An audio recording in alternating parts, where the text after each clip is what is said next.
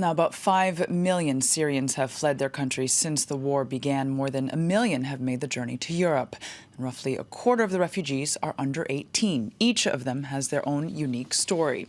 And for more, we can speak now with Christina Lamb, a journalist and author of the best-selling book, I Am Malala, as well as co-author of Nujeen, One Girl's Incredible Journey from War-Torn Syria in a Wheelchair. Thank you very much for joining us here on the program. Now, I would like to ask you, we know Nujeen Mustafa traveled from Syria to Germany in a wheelchair, and she lives currently with cerebral palsy. What made you want to tell her story?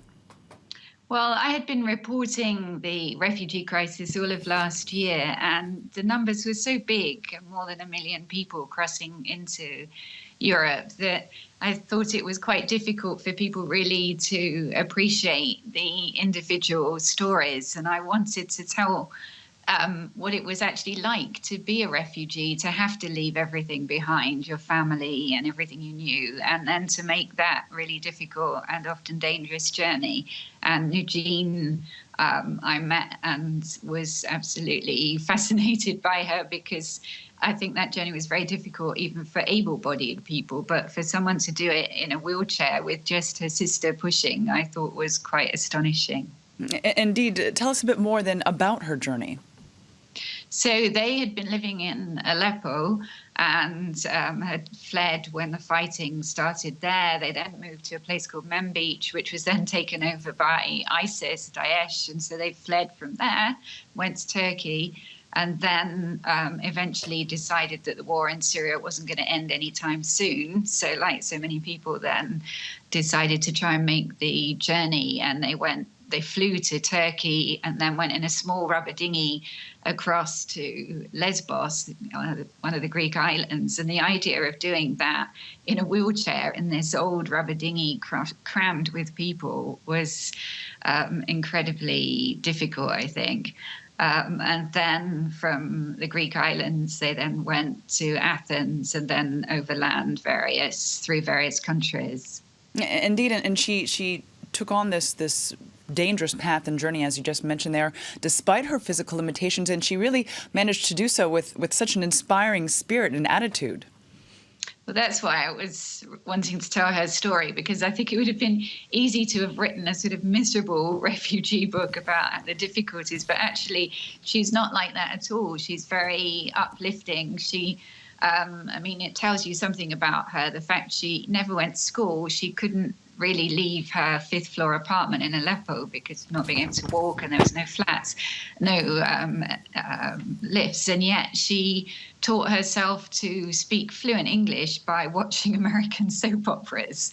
And she's absolutely fascinated by the world around her. She'd watched lots of documentaries. She knew all about science and history. She was always asking me questions about British kings and queens and catching me out on things I didn't know. So she was, as they did the journey, she was really interested in going through all of these places. And, remember, this is a girl, like I said, had almost never left her apartment. Suddenly she's taking her first ever taxi ride, boat trip, train, flights. And so everything was new to her. And, it must have been really difficult. I think it was very painful. She was in an old secondhand wheelchair that was much too big for her, so she was being bounced around as they went over all these bumpy fields and in and out of different transport. But she did it all with a smile on her face.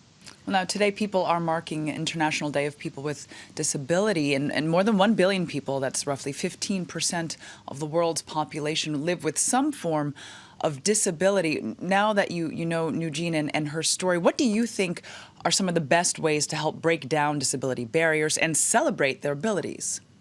Well, one of the things that Nujeen said was she watched TV all day, and it occurred to her at some point that she was never seeing any disabled people in any of these programs. There were no sort of role models, nor in any of the films that she watched or in any of the books that she read.